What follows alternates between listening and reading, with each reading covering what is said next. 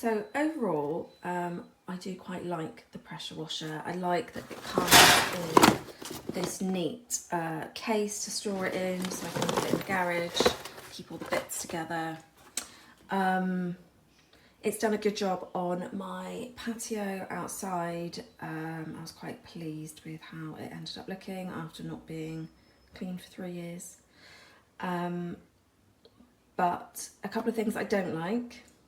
One, I think the instructions could be better. There's not a lot of pictures. It doesn't really tell you very much about how to use all the different attachments.